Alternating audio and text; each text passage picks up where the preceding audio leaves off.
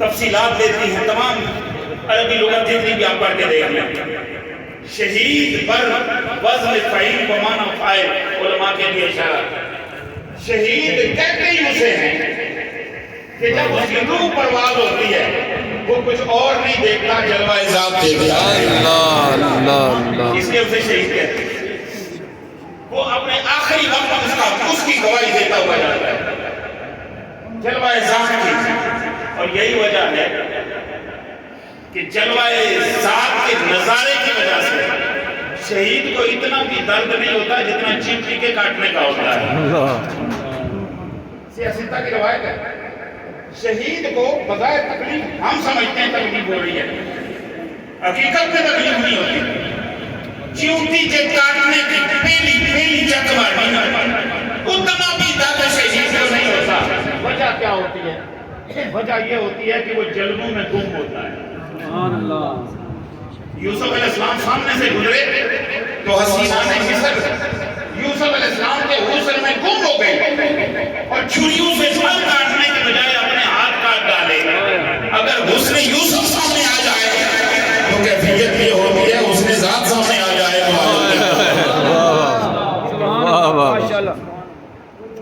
حضرات رب کائنات نے انعام یافتہ طبقات میں سے 4 طبقات میں سے تیسرا طبقہ شہید کو بنایا ہے، تیسرا درجہ شہداء کو عطا فرمایا ہے۔ اور شہداء کے حوالے سے مجھے وقت کا بھی احساس ہے، شہداء کے حوالے سے یاد رکھیے، میں تو ان لوگوں کو بھی خوش نصیب سمجھتا ہوں جو اس قبرستان میں مدفون ہے جہاں ہماری بیٹیاں گئی ہیں۔ امام جلال الدین سیوطی شافعی المسلک بڑے چوٹی کے محدث ہیں، بڑے چوٹی کے محدث، بہت چوٹی کے سلسلے اور عالم ہیں، ان کی کتابیں نہ پڑھی جائیں تو بندہ عالم نہیں بنتا۔ امام جلال الدین سیوطی اتنے پائے کے ولی ہیں کہ خود فرماتے ہیں کہ میں نے 70 سے زائد مرتبہ جابر و رسول اللہ کو دیکھا ہے، ہر وقت حدیث میں گم۔ امام جلال الدین سیوطی کی ایک کتاب ہے شرح الصدور، اس کے اندر یہ روایت ہے، اس کے اندر یہ روایت ہے کہ شہید سے قبر میں سوال نہیں ہوتا، ہر ایک سے سوال ہوتا ہے، عالم سے سوال، پیر سے سوال، بڑے سے بڑے متقی اور پرہیزگار سے سوال ہوتا ہے، لیکن شہید جب قبر میں جاتا ہے تو اسے سوال نہیں ہوتا، شہید سے سوال نہیں ہوتا۔ اور فرمایا کہ جب شہید قبر میں جاتا ہے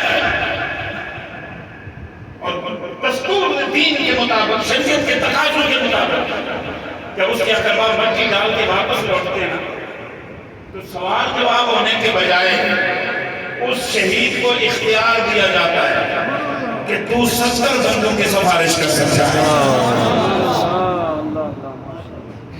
پتہ نہیں کن خوش نصیبوں کو بچیوں نے رکھا ہوا، 120 تو ہو گئے نا، ہو ہیں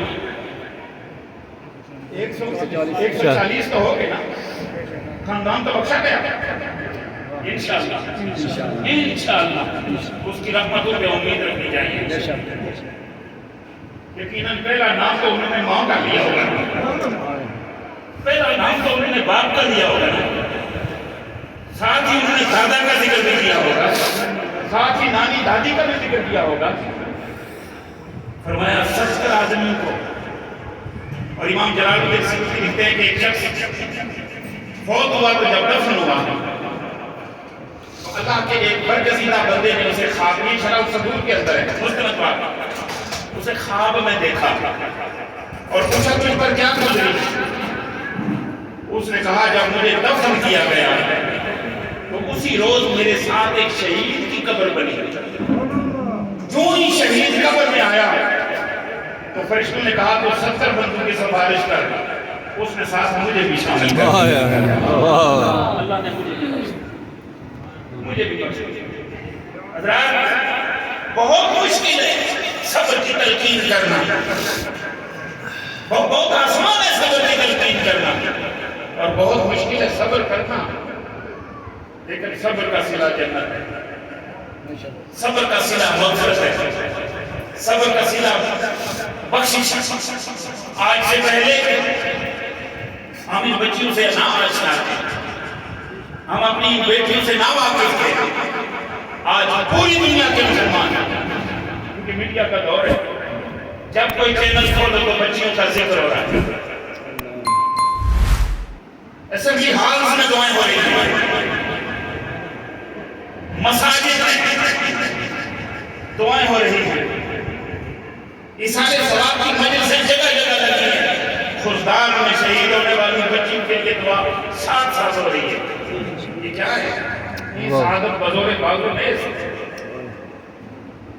یہ رب کائنات کی دین ہے، یہ اس کی عطا ہے، یہ اس کا فضل ہے، جس نے ان کو چنا ہے، ان کی بیٹیوں کو چنا ہے، اس گھر کو چنا ہے، اس خاندان کو چنا ہے، اور اس خاندان کو ان کی شہادتوں کے ذریعے عزت عطا کرنا ہے۔ سبحان اللہ، سبحان اللہ۔ یہ تو دنیا کی عزت ہے بڑی تھوڑی سی، آخرت کی عزت بہت بڑی ہے،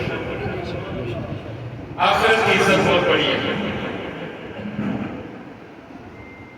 ہر صفت رکھنے والا اپنے طبقے کے ساتھ آئے گا، انبیاء اپنے انداز سے آئیں گے، صدیقین اپنے انداز سے آئیں گے، صالحین اپنے انداز سے آئیں گے، شہداء اپنے انداز سے آئیں گے۔ کتنے خوش بخت ہیں صوبیدار صاحب جن کی بیٹیاں قیامت کے دن شہداء کے ساتھ آئے گی، شہداء کے ساتھ۔ حضرات، چار طبقات فرمایا یہ انعام یافتہ ہے۔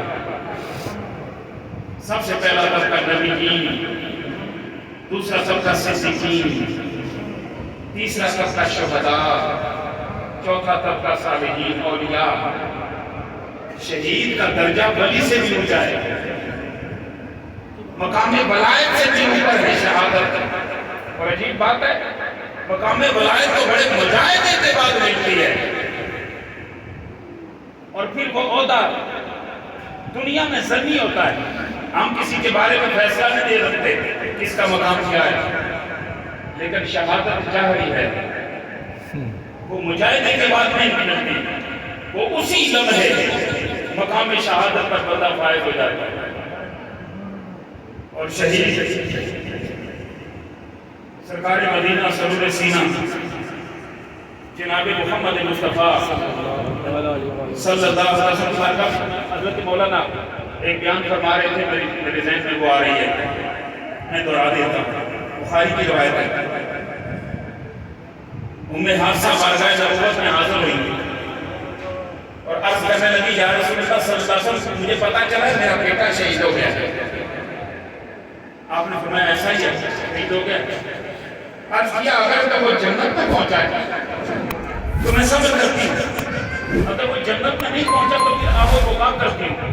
اس سے ایک بات یہ واضح ہو رہی کہ جنتیوں پر صبر کیا جاتا ہے، جو جہنم میں جائیں ان کے لیے پیٹا جاتا ہے، جنتیوں کے لیے نہیں پیٹا جاتا ہے۔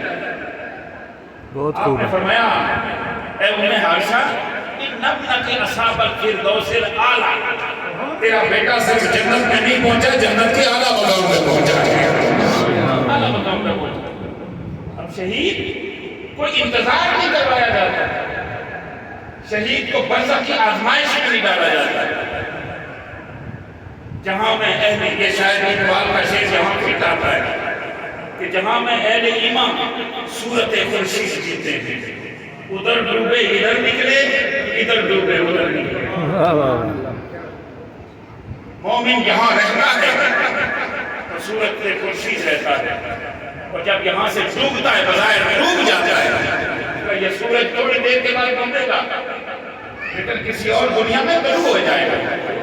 اسی طرح مومن یہاں سے ڈوبے گا وہ برزخ پہاڑوں میں طلوع ہو جائے گا، جہاں اللہ کی رحمتیں ہوں گی، جہاں اس کا کرم ہوگا، جہاں اس کا فضل ہوگا۔